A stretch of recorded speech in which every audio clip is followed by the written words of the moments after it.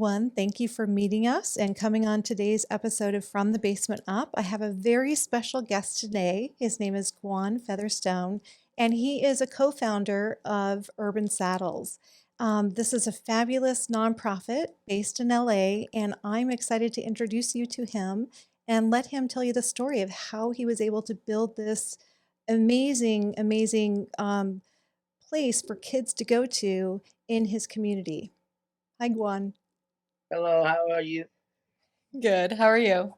Oh, good, good. Thanks for having me here. I'm really excited about being on your show. Good. Well, thank you. And actually, Gwan, I saw you on, I think it was Home Sweet Home on ABC and watched Yes. you trade places with another family. And I just loved you. Emily is actually a family member, and I made Emily watch the show. I'm like, you have to watch this family. It just, um, I It was love, so fun. yeah, and I love how Oh, thank you. you are in your community where you grew up and living in your home and raising your family. And you have an infectious laugh and a great, wonderful personality. And I just was very excited to talk to you. So thank you for joining us today. Um, I, Yes, ma'am. I think the first question I have, and the most important, is what is Urban Saddles? Okay, well, Urban Saddles, we're a nonprofit, and we're set up not only as a youth organization, even though that is our main focus, but we focus on the community. So our mission statement is building hope and opportunity for youth and community through the equine experience and the cowboy code of the West. And that meaning we bring the equine experience to the community and get them attracted to this different type of lifestyle that they're living within the environment that we're in. That, that's great. As far as, the kids that are coming to this amazing place that you've built, can you explain kind of what's bringing them there and what they might experience when they actually come? Okay, yes. Well, the whole premise of our organization isn't only to build like cowboys. We're trying to affect the community in a way where we get to them organically. So when the kids come up, they have to clean, they have to groom the horse, they have to learn how to care for the horse, they have to learn how to saddle the horse up, they have to learn how to put the bridle on, they have to learn everything about this majestic animal before they can actually get on the horse's back. And then once they do that, they get to ride, and then they get to learn how to actually control a horse and see the tails of the horse as far as what the horse is thinking by seeing his mannerisms, his movements, and we teach them balance. And mainly, it's a big circle like of responsibilities that they have to take on. It's not just them getting a ride. I love that. As far as kids coming in, do you find that they can make connections with the horses? Oh yeah, oh yeah. That's the only way to get to ride the horse. You got to make that connection with the horse, and that's what we show them. That's why we don't just let them come up there and then saddle. The horse is already saddled, and they just hop on and ride around in a circle.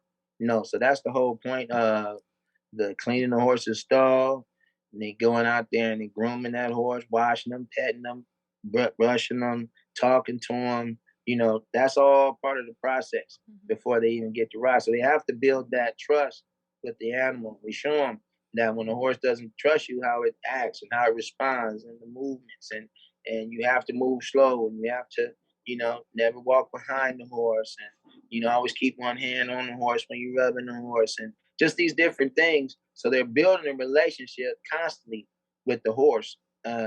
So that's it, but it's done organically. You see, we tell them like this, they don't even know the reasoning. Why is he making me brush his horse? Why is he making me clean this stall? Why is he make see, so but it just happens. And then next thing you know, they fall in love with the horse and they can't wait to ride the horse. And then they understand the horse. I'm like, okay, the horse is fuck.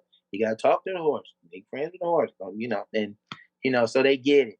And I just love to see the process of the bonding period between the horse and the kid and even adults too, because they have to go through the same process. That's not a process just that I tell kids to do. If an adult came up there, you would be cleaning the boo boo. Yeah. You would have to do that. Yes. I love that. That's good though. It creates a level of appreciation for, the good things in life or the quick Yes. ride that you get. It's not free. You have Hmm. to take care of the horse And before and after. you have to work for Mm-hmm. things, absolutely. On a Mm-hmm. personal note, my son for years wanted guinea pigs. So I finally broke down and got him guinea pigs. Well, every week he would complain when he had to clean up the guinea pig cage. And at this time he was wanting to do horseback riding. And I said, no way. I'm like, if we're having a hard time with guinea pigs, there's no way we're getting promoted to horses. So yeah, it does take a lot of work. So Oh yes, it's a daily effort. Yes. yes, absolutely. But I love how they're building trust with this animal. And how do you see that transitioning into their lives outside of urban saddles? I see them building relationships with their peers because we have to teach them that the same generosity that they show that animal, the same patience and the same care that people require that same type of attention. So if you want to foster good relationships with each other, you got to talk to your homeboy nice. You can't just be rough with them because they come there a little rough around the edges, and then do the little bickering or whatever, and then but when we get in, we show them, okay, you can't rise up with the horse like that, because that horse gonna kick you. You scared that the horse gonna do something. So think about it with your friend like that too. Don't make him feel some kind of way where he wants to do something to you or say something back negative. Always take the route of trying to bring peace to the situation, and then so you can start seeing them doing it, and then they know that that's how we operate up there. So after a few, it takes a while because it's habits are hard to kind of break. Sure. So you got to go back and talk to them again. Hey, remember this, that. But after a while, you see they got it, and once they got it, they become what we call little saddlers. In essence. So we got a few ambassadors already there, so they're already there at the level to whereas I could trust them to tell the other kids and check the other kids. So it takes the little burden off of us because we don't have to really step in too much because the little wranglers on their neck, see. So I'm like, no, you can't say that, you can't do it. So I'm like, oh, okay, all right, so that works, and it kind of works a lot better like that when they hear from their peers, opposed to just feeling like we're just always on their head. And then so I really like that dynamic when I see the kids actually embrace it, and then all we have to do is just sit back and monitor it. Sure. Mhm. So I also wanted to let the listeners know that you're a veteran. You were in the army, and you were in the army Yes. for quite some time, living overseas.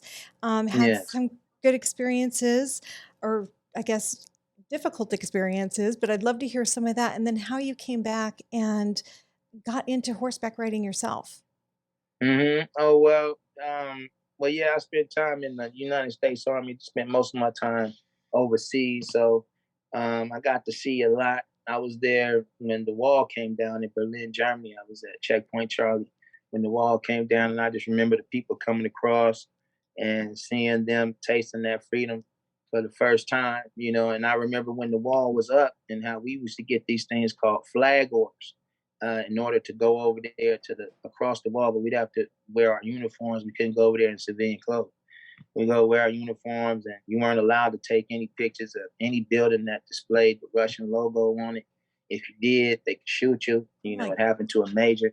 They killed him, But anyway, it was a lot going on at that time in the military, and so, but it just taught me a lot, just of where I came from, and it just gave me a great appreciation for my country and even more so just seeing how other countries how they live.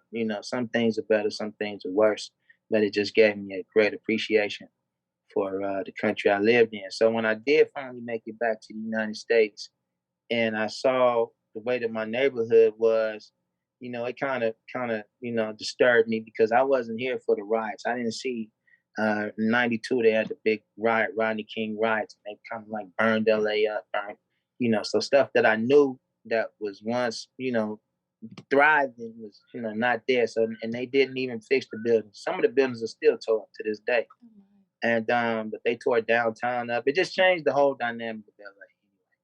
When I got back and I saw that gang violence was still prominent, and I was like, how did this stuff survive? I came up as a kid in the '70s, and I saw the transition of gangs going from fighting in the streets to getting chains and bats to somebody get a pistol, then death, then drive-by shootings, and I saw all of that happen in my community, and I just knew that when I got back, that stuff would be over with. You know what I mean? Like, how can this stuff just keep going on and on? But it didn't. It just got more. The problem exacerbated itself. You had all the streets against themselves, 30th Street, 40th Street, 6th Street, just all these different gangs, just and it was just like crazy. And then I ran into somebody that told me about this place where horses were, and that's how I got up into horses. And I went down there to this place, and that's a whole nother story in itself, you know. So,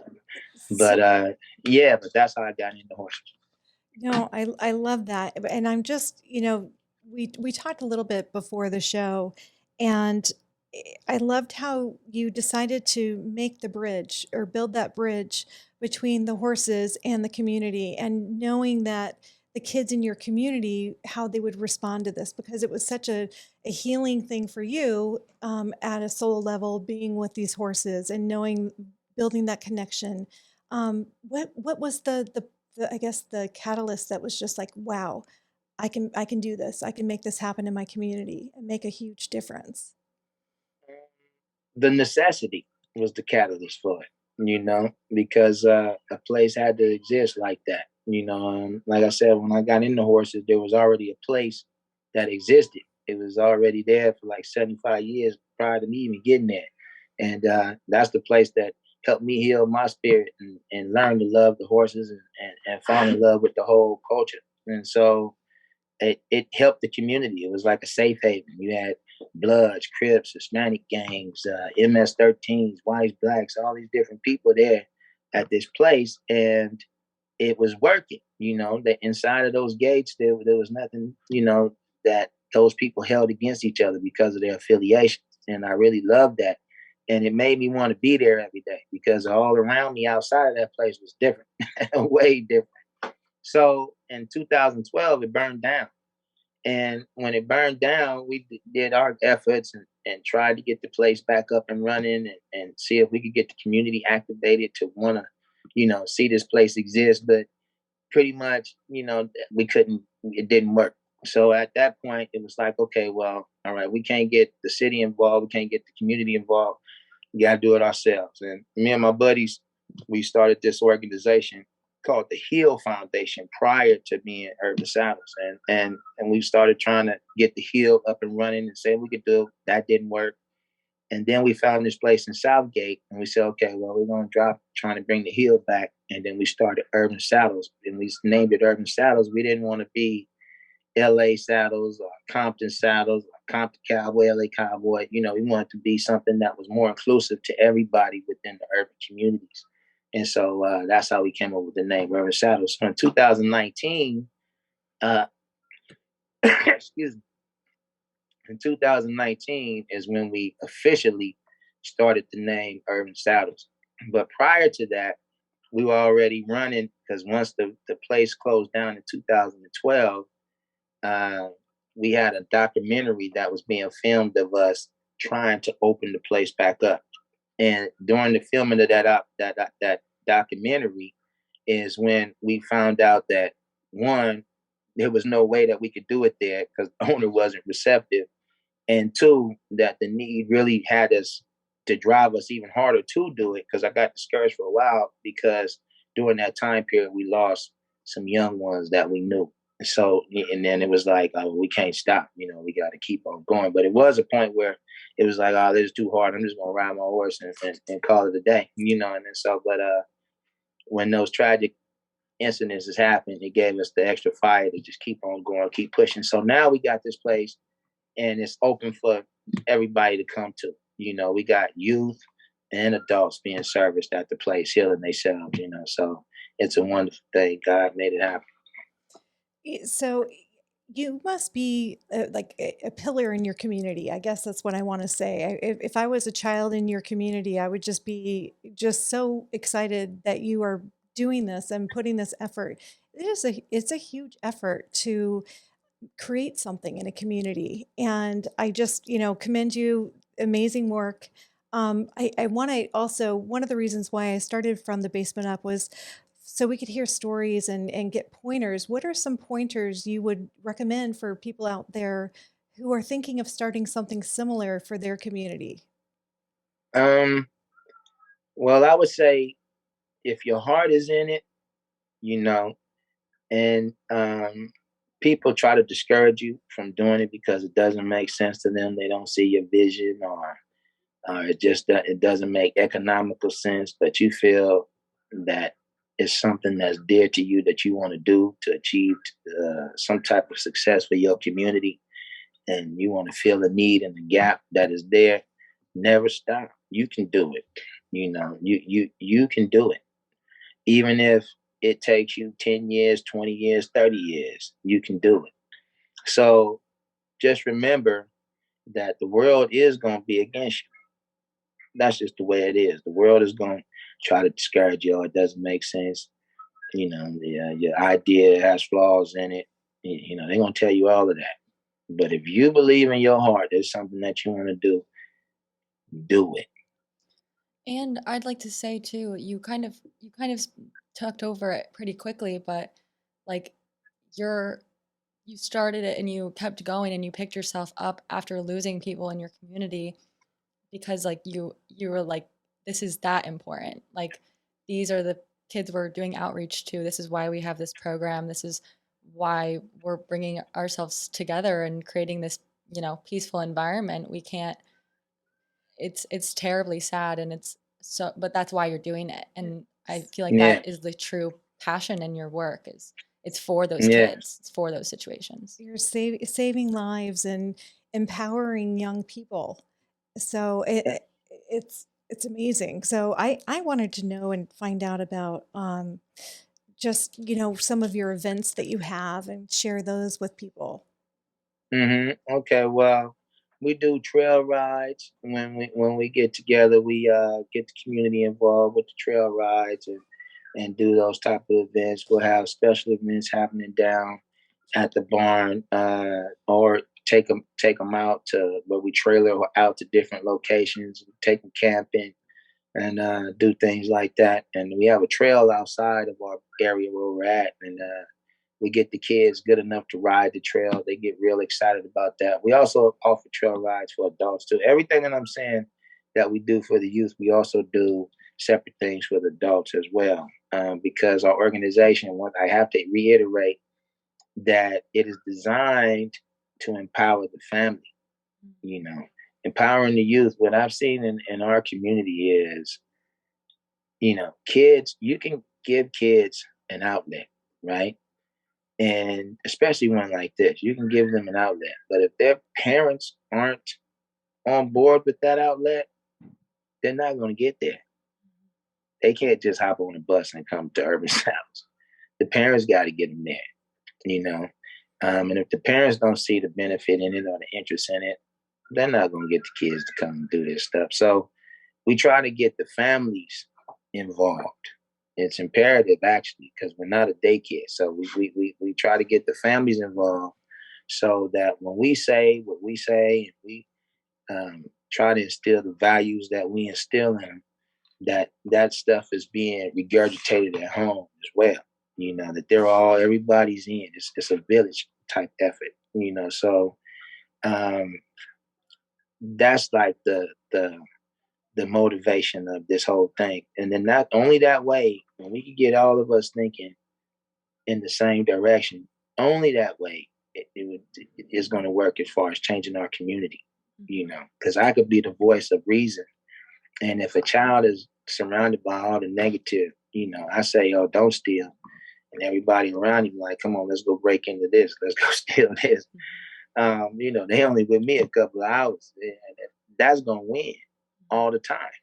So I try to change even what they're hearing at home. I try to affect those people, so they're kind of saying the same stuff too. Like, "Oh no, I need you up there. I want you." So it's a long process. That's why I don't feel really like I'm doing much.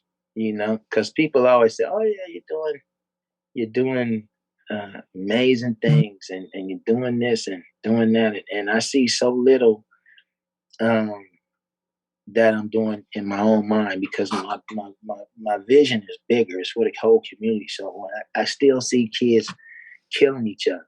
You know, I still see on the news every time I turn. We got this thing called Citizen. I get these alerts. There's robberies all around me. It's this, that. You know, so it's like, okay, well, I'm not doing nothing. You know, but then I think about the kids that do come, and I'm happy that they're happy, and that they get to come, and they get to tell their people that they're around to come, and then it motivates me more. Like, okay, well, Ghuan, you can't worry about what you're not doing. Just keep concentrating on what you can do. You know, so but in my mind, it's so much more, Mhm. so much. And that's your values. I immediately thought back to like your mission statement, it goes back to community. It's all about like the hope and using this kind of implementation of a change in the way, they conduct their everyday lives to change their Mhm. overall community. Yeah. Yeah. I think that that is a lot. Even though you might not feel like it's a lot, like they probably go tell their friends the lessons they learned from their horse that day and from you. They do. Yeah, they do. Yeah, they do. Yeah. And I'm I sure. just want, about 1 million of them to do Yeah. it. Well, we'll get you some more ears hearing your voice. Yeah. But I'm just curious, as far as the kids that are coming, how often are they saying, I woke up this morning excited to be here today? So you must hear that a lot. Yes. Oh yeah. Oh yeah. Oh yeah. Most definitely. And like I said, and that what keeps it going. That keeps all of us motivated, to keep doing what we're doing. You see the excitement that they have. They want to get out there, and then, it just makes me. I get to relive my first day riding a horse every day. See, so I'm like a big kid all the time. See, so it's a wonderful thing. That I must admit that everybody that has entrenched themselves in the program and in the lifestyle, I could see the change that it has had, and the effect that it has had on their lives outside of the Staples as well. Hmm. That's awesome. As far as the families, how long does a family unit? Because I know you were saying how important that is. Will they come and ride together? Does it happen for months or for years? Or is It happens as long as they want to. Yeah, this is, it happens as long as they want to. Some people come, they did it for a week, something good that their family did. Some people come and just stick around, and that's what they do. See, so some people are in and out. Here this month, gone for a couple months, back this month. This. So yeah, and that's what I love. Seeing people that didn't have horses buy horses because they love it so much. So you could just see the lives that are affected by the power of the horse. Mm. so? I mean, since Urban Saddles, I guess, was officially established in 2019. I know you guys have. It's been a journey and different transitions. How big has the organization gotten to? Like, how many riders do you typically have in a week? In a week, we typically have maybe about 30 to 50 people, frequent the place.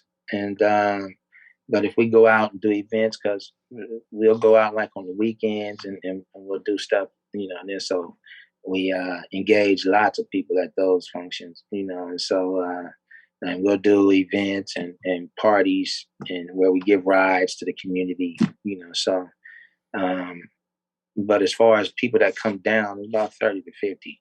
At our facility, you can only come with an appointment. It's not just walk up because of COVID. COVID kind of changed the way we had to operate. When we went into 2019, oh man, we had a big kickoff, and we advertised something because we had the film Fire on the Hill going on, and we did a big advertisement to get the people, there. And we're like, 2019 is gonna be going crazy, and then 2020 is gonna go crazy, and then they just shut us down. They was like, oh no, yeah, we had about 250 people there at one time. But people just wanted to come out and just enjoy the place.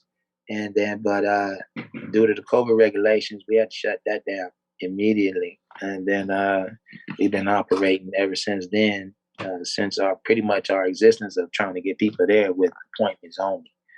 due to COVID. Yeah. So and but when we do go out to events, I don't know how many people they're going to have at the event, and how many people they're not going to have, but we service everybody that comes up and wants to explore the horse, So, and sometimes it'll be 300 people, sometimes it'll be 400. Yeah. So um, it really touches the community, because when those same people that we see at these events, they'll see us out in the street, or they'll call us later and want to come down to the barn. So I could see the need for it. And when we ride through the street, everybody turns into a big kid when they see these horses coming down the street. The kids come running out of the houses. The parents are like, "What horses? What?" Even the dogs on the street. What kind of dog is that? So So it's exciting.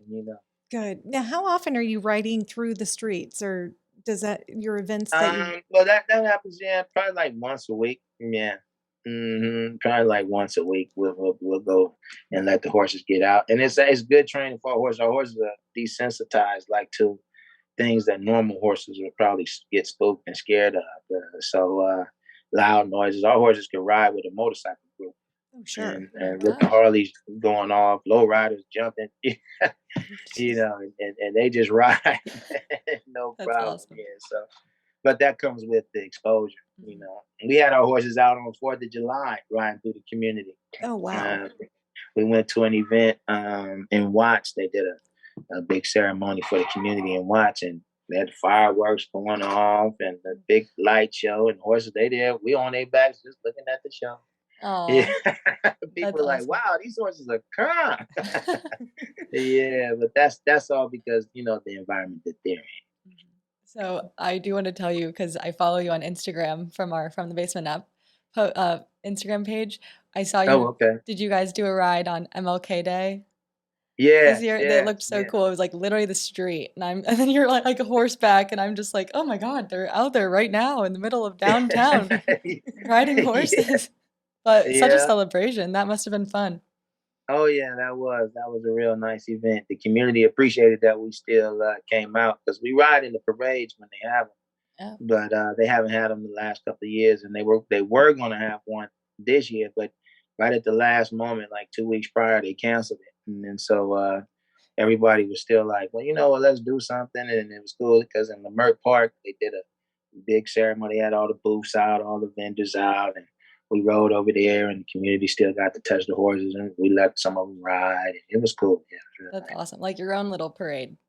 nice. Yes, exactly. Like our own little parade. Awesome. Hmm.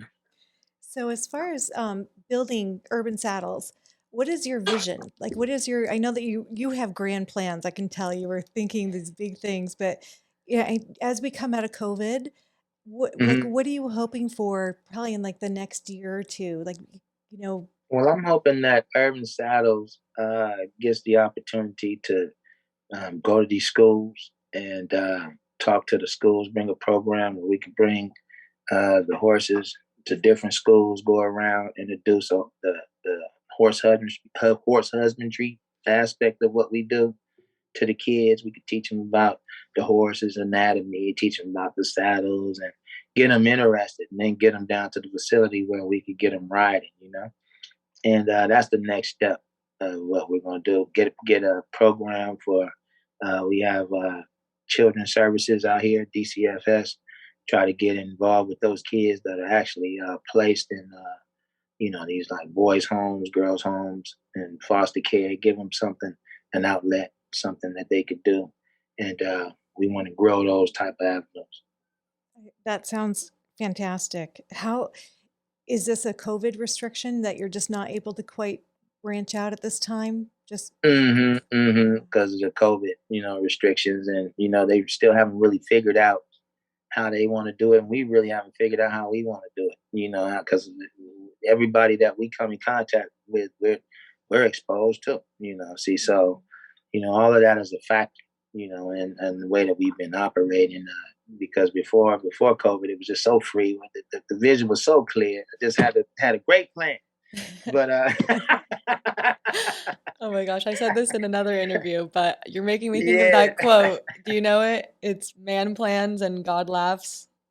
I think just Exactly. COVID life. That's how it is. Yep, that's how it is. And I had to laugh at that too. And that's funny that you said that because I always say it's a Guan's plan, it's a God's plan, and most of the time Guan's plan does not work at all. I love it. That's funny. But I love your vision. I love how you're putting it out there, and that's the start. So Yes, it's fantastic. And it's gonna happen, you know? yes, exactly, Mhm. exactly.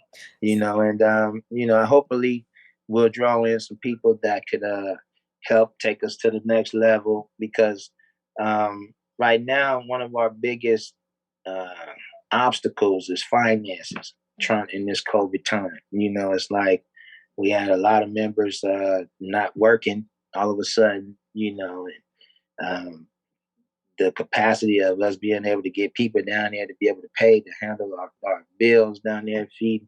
We have 12 horses at the barn, and we got to feed them every day. We got to pay the stall rent, stable rent, shoes, so it's a lot of money involved when it's only coming from yourself, just person. But none of us are rich by far. And so that's been our biggest challenge, trying to keep the finance, keep the places, just going because we're not really charging the community. And but that's one of the reasons that we want to get into these other programs, maybe strike a deal with the LAUSD or one of these school districts or some type of government program where they want to get involved and help the kids and where they just pay the bills and we just go out and do the work, see. But that's why I said what I said about our focus on where we're going to go down those avenues. And once we secure that, that opens up the door for us to broaden the aspect because we are more than cowboys where we at. We want to teach the kids construction. We want to teach the kids because that's my trade. I don't know if you know that or not, but that's what I do by trade. I'm a commercial superintendent. So build like Targets, Wells Fargo's, Starbucks, stuff like that. Worked for a company called Curtom Dunsmuir for years doing that. And I just stepped back for the last couple of months. I'm going to have to go back to work soon. But just to try to just build urban saddles and concentrate on the plan here. But in order to do that effectively, we're going to have some type of superpower jump in and say, okay, well, I can handle these bills. I could do this for y'all. Get a grant, get you an LAUSD or something just to keep it going. So, but God is willing, and we're motivated, and we're persistent. That's the good thing I love the determination. I mean, that's about how it happens, and the fact that you've been making it happen through COVID. I know what happened to us here, and it was quite scary. So, Oh yeah. yeah, great job. I had a couple Okay. questions as far as the West, the Old West. Just as Mhm. far as the history of cowboys, and I wanted to kind of hear it from you, and then also Mhm. find out who your favorite cowboy was. Oh, okay. Well, cowboys. When cowboys were prominent back in the day, people don't know, but black cowboys were about one quarter of the cowboys. Probably about 20-25% of all cowboys were black when cowboys roamed the Great Plains. And so now that was robbed of the history because of Hollywood. Hollywood didn't want to put that image of a black man out there on this animal, controlling this big, majestic animal because it was like a powerful image. And so at that time, black men were boys. So even the term cowboy was a derogatory term at that time. That was there was the field boys, then you had your cotton boys, you know what I'm saying? And you had your cowboys, there's that, but you can never put a man in on a black man's name at that time. So, but then you had cowboys such as Bill Pickett, took the cowboy thing to the next level as far as, inventing bulldogging and having all these good events and all this other stuff. And it became cool. The term cowboy was cool. It's like, oh, these cowboys, cowboys out here doing it. They see them black guys out there wrestling them cows. They were the ones doing that. White guys just made it want to have. I want my cows over there. Get them over there, boy. And then oh, look at that boy go. So it became cool to see those black guys out there wrestling cows. But when Hollywood wanted to show that image, They couldn't show a black man doing that. They had to, they'd rather teach a white guy to do it, to play the part, before they put a black guy on camera showing them doing this amazing thing with these animals. And so the black cowboy image was like just, muffled. So it's been around for a long time. This isn't something new that just came out of the blue. So you have black cowboys that served in the military. You had the Buffalo Soldier units that served and helped the military. And they were on horseback. And see, so a lot of people don't even know that. They think cavalry. They don't think about any black guys, being on horses, doing that type of stuff. So as long as the term cowboy existed, there have been black guys doing it. So let's get that one right. My son actually taught me about Bass Reeves, and that Yeah. he is the Lone Ranger, and Yeah, Bass Reeves is the Lone Ranger. yep, absolutely. Oh, something happened to your video. And Oh. yeah, somebody tried to call me. Can you see? Okay. Yeah, we're good. Yeah. Well, Yeah, but yeah, Bass Reeves, he was an escaped slave and he became U.S. Marshal. He went and lived on the Indian reservation and learned all these good tracking and hunting skills and all that good stuff. And then he landed him a job as a U.S. Marshal doing all of the stuff that going into the Indian territories and everywhere where the white guy didn't want to go, So, because that used to be the thing back in the day, like, okay, go rob a bank or something like that. You're going to run off to the Indian territories, run off to Mexico, or do your thing, See, so he was the guy that they were sending to go in those territories where the white marshals didn't want to go, and he got accredited for like over 3,000 something arrests. He was the man. So he was the man with the gun, root to, But they don't tell you that. Of Saying course Lone they Ranger was don't. my hero. Yeah, well, he was amazing, and I think something Yeah. about like he handed out silver dollars for every something. So that kind of came about with the silver bullet. So he gave silver dollars to whoever it Mm-hmm. was that helped him capture, and Mm-hmm. he didn't kill a lot of Mm-hmm. people. He actually captured like Yeah, he 3,000 people. captured. Yeah, Yeah. Yeah, that phenomenal. was his thing. He was capturing, like how they showed the Lone Ranger shooting pistols out of people's hands. See, because back in that day, he knew that if he killed a white man, the backlash that he would have on him out here. Just imagine you got this black dude going around there killing all these white men, even though they was bad. He was like, "Oh boy, that." I Yep. know, Jab robbed the bank, but You have a good we laugh. didn't dare to go get it. But So he it's had to use his skills to try to disarm him and catch him. You see what I'm saying? his job was twice as hard. It was Yes. impossible, and he did. I think he has the best record ever. Just Mm-hmm. an amazing arrest record. And Yes. they need to make a movie about Bass Reeves. I mean, he's They are. just They're gonna make it one. They're oh making good. one. Yes, they're making one. I forgot who's actually doing it. But I want to say the same guy that's trying to do that did James something. He just did the Harder They Fall. But I think the next one he's gonna do is Bass Reeves, Good. if I'm not mistaken. Yeah, Yeah. we need some of this like corrected history out here because I mean, like, Yeah. it's so fun to learn about, like, what actually had to Mm-hmm. happen and what actually happened. Oh Absolutely. yeah. Yeah. Yeah. I Exactly. It's a lot of history out there that we don't know. Mhm. Mm-hmm.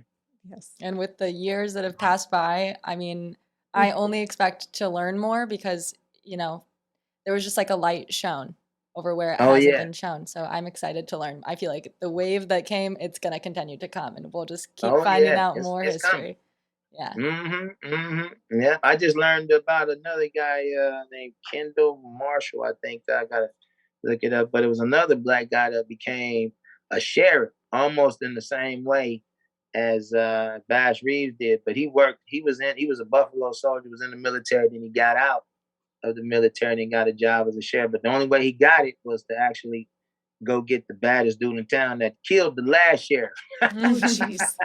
Actually, Yeah, and he had to do the same thing. He couldn't just kill the guy because he had to bring him in alive, and then so he shot the guy's guns out his hands and he was able to arrest him. But he did wind up killing two of his counterparts, and then then he got backlash behind that. But they stood up for him, because they did draw their guns on him to kill him. So, but yeah, that was another story. Wow. that's a good one. Hmm. That's a good Western story, definitely. I'll send you the little article about it I was reading. Yes, I was like, oh please. wow. I Because we would. can Mm-hmm. include it too in our show notes so that Yes. people can, read Yeah, up. there you go. Mhm. Ab- Mm-hmm. Absolutely. So as far as, I just thank you so much for meeting us today. I know you're so busy. Is there Well, you're any, welcome. is there anything else that we can share with the listeners that you would want them to know about? Well, yes, this is something like off of the side. And in order to come up with some funds to help our program and to keep us going, we've been thinking about creative ways to make, extra money to help. So I'm going to release a EP. I do music. My wife makes the music, and I write the songs. And I'm going to release an EP for sale. So look out for that. On Apple Music? Yes, Spotify? Okay, Apple cool. Music, Spotify, all of that. Exo Nice. Skills is my stage name. What is it? Exo Skills. Okay. Yes. If you could share that with us, send us an email and we'll put that in the show notes as well. And Okay. so what we'll be doing is sharing everything with our Name Bubbles parents, and we'll Mm-hmm. be, obviously we're also out there on Spotify and out there on the podcasts and Apple, but just we'll Oh, be, cool. yeah, but we'll be letting our parents know through our Name Bubbles community as well. But I'm just so glad we were able to connect, and Me thank too. thank you so So I much. have a joke for you. Mm-hmm. What does one Dorito farmer say to the other? Uh, one Dorito farmer say to the Cool uh, Ranch. hold the ranch. Cool Ranch. Oh, okay. I thought you might like it because it's like ranch. I don't know. Yeah, yeah. I'm like, huh? What could he say? I'm like, you don't have to figure it out. Cool ranch. I wouldn't Yeah, know it. I like But I thought that that. you might like it. Yeah. You can take it. But Guan, thank you for making such the safe space for kids in your community, and you are someone that we can all look to. And I find now that I'm getting older, I'm in my Yeah. 50s, like now's the time we start. As we get older, we need to start giving back, and we need to Yes. be part of our community. And I don't think I ever realized how important that was until, Mm-hmm. probably COVID. That's embarrassing to say, but COVID really kind of hit me hard, and just seeing how people were struggling. And you've been doing this for decades. So, Yes. just, Well, when you see the need, is when you see the need. So when you saw the need, now look at you. yeah. You But see, you have there you go. you have a superpower, and that is giving to others. And just, thank you.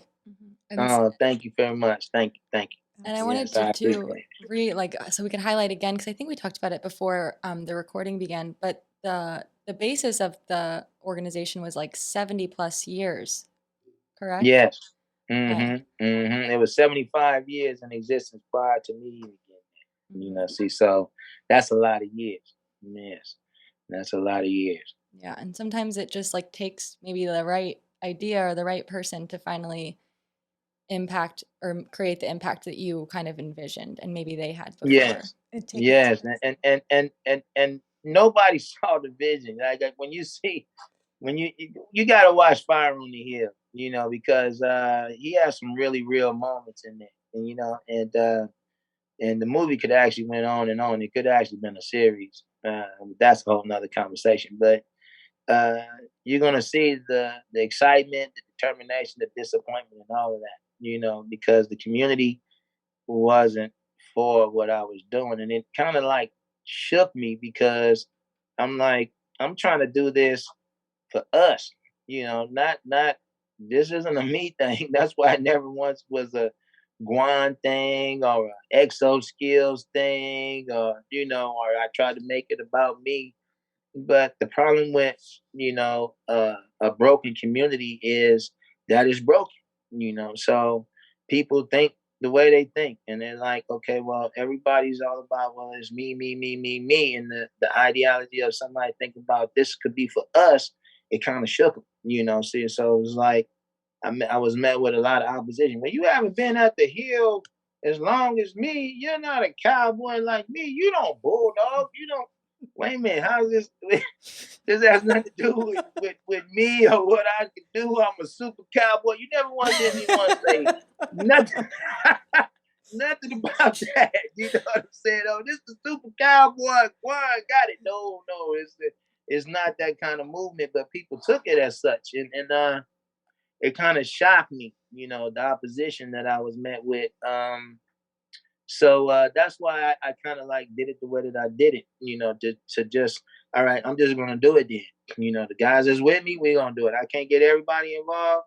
The few that I can, we're just gonna just make this thing happen. And then so later on, people, started coming back into the fold, and but yeah. Well, I'm glad that they came back into the fold to help out. Hmm. So Hmm. getting people back in to help you, and I saw that your team, it seems like you guys have been there together for quite a while. Yeah, So yeah, decades. That's the great thing about it. See, so we were there prior to all of the hoopla, and we're gonna be there after that because our families are entrenched with one another. We're like uncles and brothers and cousins and sisters.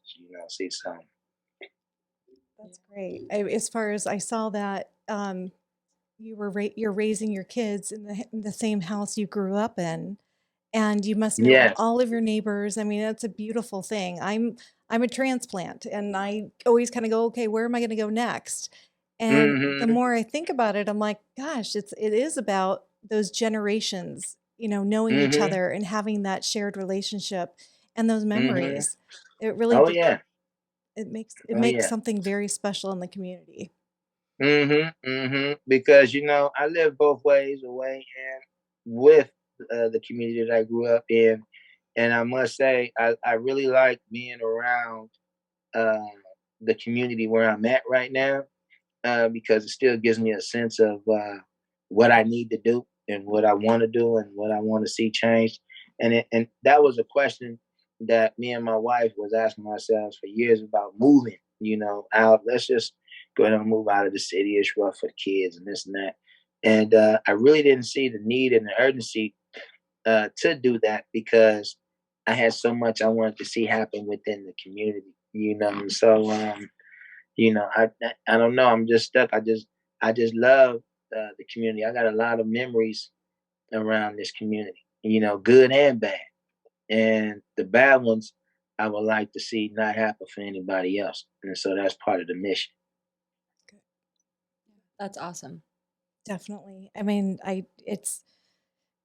you've seen a lot through your lifetime, and I appreciate you giving us some of the historical background on that too, and letting the listener hear that, because there are downs, but that the fact that you're making something to build a brighter future is resilient and fearless.